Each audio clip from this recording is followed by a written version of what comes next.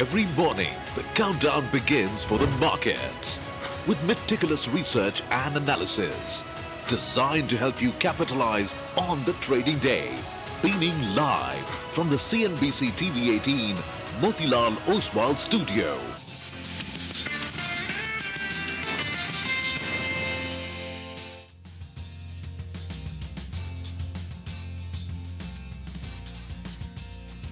Good morning. You're with us here on a fresh new edition of Bazaar Morning Call. We are coming to you live from the CNBC TV 18 Motilal studios. Instead of three, there are two today because the third one is at the Morgan conference. That is Surabhi. Nigel, good morning.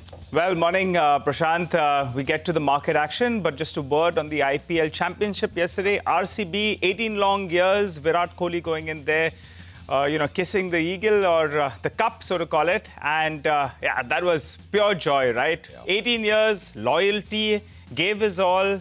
Says that till the last day he plays IPL, he'll be playing for the Royal Challengers as well. So kudos to the team, a team performance, and Krunal Pandya, what a brilliant spell in the finals. No, absolutely, and I think we'll talk about it as we go along through the course of the day. But absolutely fantastic, 18 long years, as Nigel said. But those are iconic images, and each one of them will never forget it. I think really. Outstanding performance, and I think a well-deserved win by the end of it. A well-deserved title by the end of it. All right, let's just come back to the market very quickly because we've got stuff happening as always as far as markets go. And I think we'll have a special guest joining us from the Morgan conference in a bit from now. But maybe we'll have a minute or so before we get to it. So quickly, right? I mean, last night the close was higher. S&P was up about 0.6%. The Nasdaq was up about 1%. The Russell 2000 was up about 1.5%. So these are positive closes, good closes. Nothing happened on yields. Dollar was up about 0.5%. Oil prices 1.5% higher. We're at about $66 or so. There is a lot of news flow. Actually, not news flow, not actual stuff happening. Some, but mostly commentary. So Trump signed the order hiking steel and aluminum tariffs to 50%. Let's move the graphics along. This has now finally happened. I mean, of course, it's well telegraphed, but the 50% hike in aluminum and steel tariffs has happened. WSJ wrote, there was a piece which essentially said, according to sources, China is prepared to play hardball with the US, and they're not willing to sort of lay down and get rolled over. Howard Lutnick, and this is a comment which we will play out, and I think we did yesterday, but this is almost 24 hours back, but he said very optimistic that a trade deal with India is coming soon. That's another one in terms of trade-related stuff. But I think what's got a lot of people watching this very carefully is commentary from Elon Musk. And he's blasted the Trump bill as abomination. You know, that's a strong word to use. And many will look at signals. Trump has not responded yet. But how he responds, whether this is the first sort of, in a way, a bit of a crack really between, the two very strong sort of, the top two really in terms of influence over the Republican Party in that sense. So we'll see how this one goes. But he's called it a spendthrift abomination. Another bit on trade, USTR has sent letters to countries to give their best offers on trade by Wednesday. And they're saying, well, send it to us. It was, the White House press secretary was asked about it at the press conference. She said, well, we send these letters as a polite reminder to countries that the tariff deadline is coming. So let's just work before, let's just get something done before that.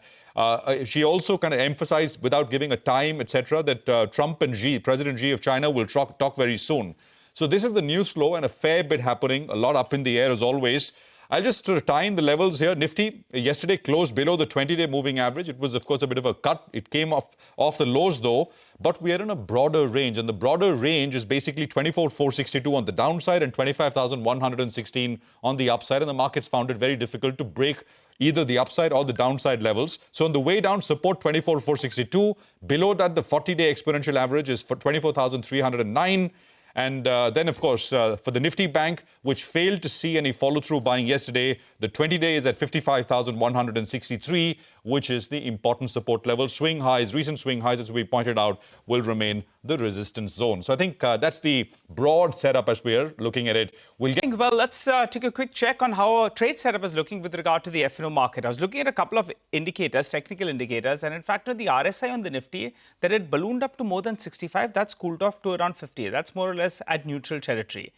I believe that today, in fact, may be a good day to buy the dip. and I think it could be a good trading session for the bulls. Let me explain why. We ended down 170 points yesterday, but the India VIX as well cooled off. That sometimes is a comforting factor from a bullish perspective. Next up, the FIs, they've been adding shorts. They're adding shorts actually very aggressively. So in yesterday's trading session, they added 13,000 short contracts.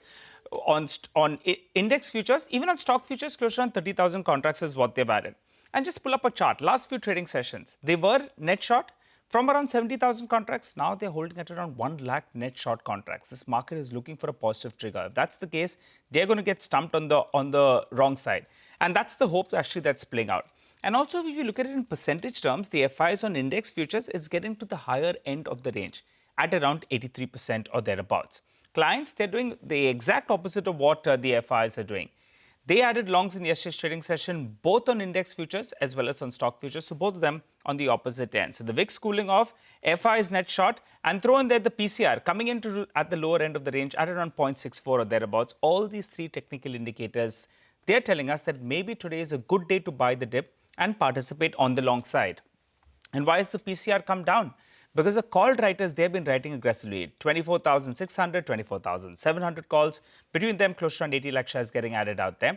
But there is some writing at around the 24,500, 24,550 put, which brings us to the level. Just for the day, 24,420, that's the level in terms of a support level. While resistance, the bears believe they are going to defend this 24,800, 24,850. So we'll keep an eye out on that. The Nifty Bank, the first reference point you have is at the 20 DMA. For the last many trading sessions, gets to 56,000, not able to conquer that. But by the end of today, you'll want to defend the 20 DMA. So as I said earlier, wearing a shade of green, maybe in fact today is the day that you want to participate on the upside and you want to buy the dip.